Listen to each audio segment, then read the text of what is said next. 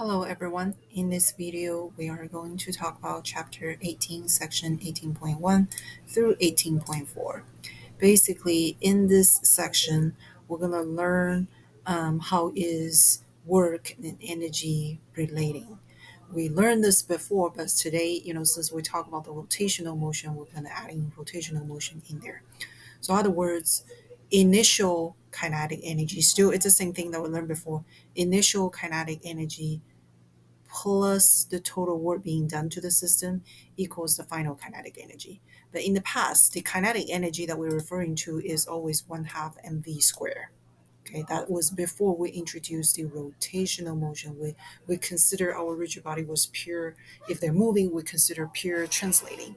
Now, since we talk about rotational motion, we're going to need to add rotational kinetic energy. Okay, pure translation, you only have that. No, so the second term here is your rotational motion.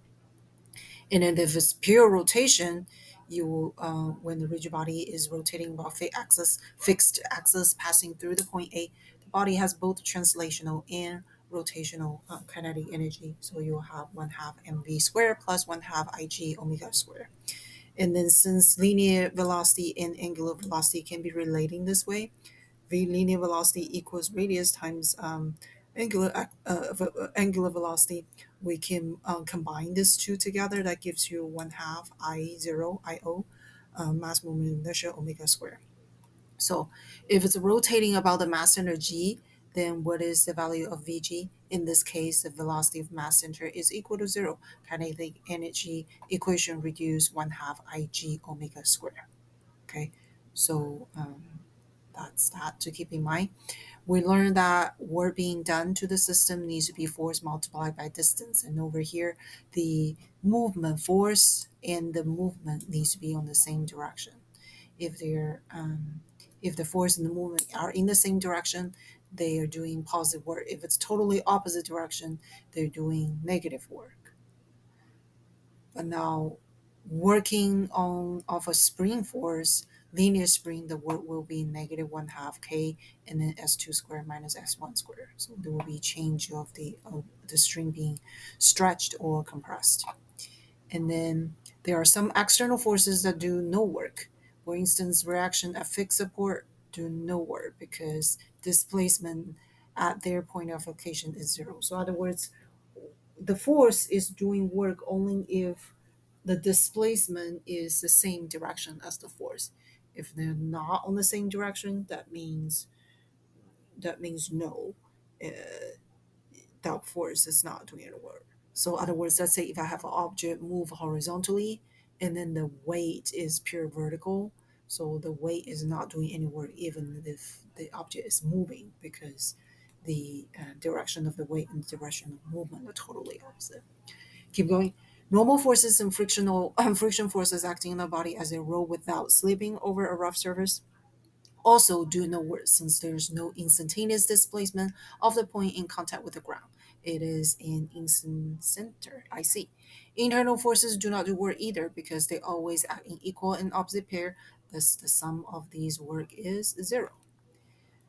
When a body is subject to a couple a couple subject to a couple experiences general plane motion, the two couple forces do work only when the body undergoes rotation. If the body rotates through an angular displacement d theta, the amount of work done by the couple moment will be u moment equals going from theta 1 to theta 2 md theta. If the couple moment m is constant, then you have m times theta 2 minus theta 1. And the work is positive if m and the theta 1 minus theta 2 are in the same direction. And recall we learned about this before, statement of principle working energy T1 will be initial kinetic energy plus sigma U from 1 to 2, total work being done to the system equals T2, which is the final kinetic total kinetic energy. And in the case of general plane motion, we will need to state that the sum of initial kinetic energy includes both translating. So, in other words, still the same equation, but the T1 and the T2 here need to include translational kinetic energy and rotational kinetic energy. And the work done by the external forces and couple moments equal the body's final kinetic energy, including translational and rotational as well. This equation is a scalar equation. It can be applied to a system or rigid body by summing contributions from all bodies. Let's take a look at some examples together. This thing right here, 50 kilogram wheel, we have a force 50 Newton coming in at the 30-degree angle from the horizontal, and then the radius of gyration is 0.3 meter. We're looking for the angular velocity of the wheel after it rotates 10 revolution. Wheel starts front rest. Start front rest meaning initial kinetic energy equal to 0. And this thing rolls without slipping. Okay. So we do our free body diagram. We'll have the weight, normal force, and friction, and the P for 50 Newton coming out from at a 30-degree angle. Since the wheel rolls without slipping on a horizontal surface, only the force P's horizontal component does not work. So how much work is being done to this force? And keep in mind that we're moving horizontally. So you have only the horizontal component of that P, which we have that 50 times cosine 30. Only horizontal component of that P multiplied by 10 revolution.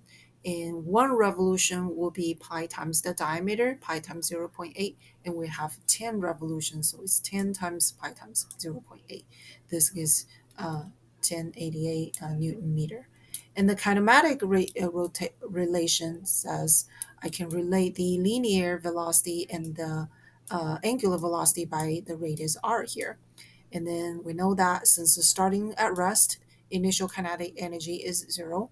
We'll have total kinetic energy, final kinetic energy will be, this will be a square 1/2 mv square and 1/2 omega, 1/2 I0 omega square, both translating kinetic energy and rotating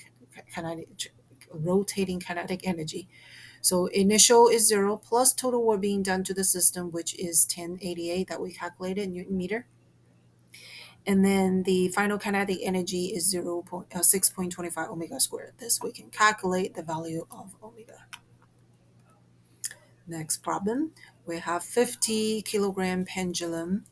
It's released from at rest when theta equals 0. So other words, it released from horizontal position, released from rest. Radius gyration is 1.75 meter. We're looking for the angular velocity of the pendulum when theta equals 90. So going from the horizontal position to the vertical position, work total there's totally weight doing work being, there's vertical movement. How much weight is doing work? It will be the weight times the change of distance on the vertical direction, and this help us calculate the vertical direction. So when this thing theta is 90-degree, it will be 1.25 times sine 90, which is a 1. Okay, so this is the total work being done by the weight. Okay, and 50 times 9.81 gives you the weight of the pendulum. That is, what is it called? Mass times gravitational acceleration.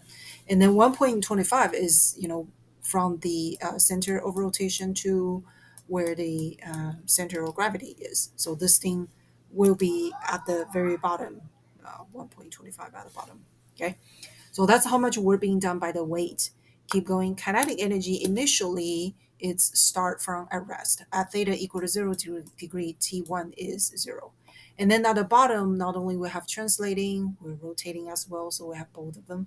We'll put that together. That gives me, and we're also relating the linear velocity to angular velocity. And that will give us the final kinetic energy in terms of omega. And we can calculate omega from here. Next group problem here. We have this two 6 kilogram raw AB and CD. So both AB and CD are 6 kilogram. And then a 20 kilogram bar BD. BD on the top is 20 kilogram. And then raw CD is subjected to a couple moment M equals 30 Newton meter. When theta equals 0 degree, that means this thing is pure vertical at the highest position. Raw AB is rotating with the angular velocity omega equals 2 radians per second. The angular velocity omega, we're looking for the angular velocity omega when theta equals 45 degree. So at 0 degree, it's not starting at rest. At 0 degree, we do have an angular velocity. but there is no translating motion. Notice that. So at 0 degree initial position, you only have rotational kinetic energy. So what it means is that we're going to put that together. Initial kinetic energy right here, initial kinetic energy with 2 radius per second. We can calculate initial kinetic energy, that is pure rotational motion. And then the IR over here, since I got two rods, rod number one, rod number two, they are rods, right? So you have 1 over 12, 6 times 1 and times 2, because I have both AB and CD together. And then the other one would be 6 times 0.5 squared. That is using, hold on, I believe it's using 6 kilogram times 0.5 refers to, since the center of gravity is in the middle, we have, so when we're calculating the um, center of gravity is halfway of that 1 meter. So that's where that 0.5 comes from. And then relating the linear velocity and the angular velocity, we have this equation as usual. And then at T2, I know at 45 degree, when theta equals 45, you have both translational motion and rotational motion. We put that together. That gives us T2 equals 12 omega squared. Now, putting that together, we know that weight, how much weight is doing the work going from that location, from the vertical location to the 45 degree. We're going to calculate how much movement that is on the, what is it called? On the vertical direction, how much the center of gravity, how much vertical movement do we have on the center of gravity. So this is the first part. This portion is the AB and the CD, and then this portion will be the top BD on the top center. The position of the center of gravity changes as well, because when it's 45 degree it moves down, so weight is doing work there as well. So we're putting that two parts together. And also keep going, we have the moment. All right, moment is doing work. You have the moment, which is given to us 30 Newton per meter, and this rotating pi over 4. Where that pi over 4 comes from, it's 45 degree converted into radians. That gives us 7.5 pi joules total. So initial kinetic energy, pure rotation, plus total work doing to the system, which is the from the weight from raw AB, raw CD, plus the raw BD weight doing work, and then final kinetic energy. This can help us calculate the angular velocity at 45 degree. Okay, that's all I want to share with you in this section. Hope you find this helpful. Thank you for watching.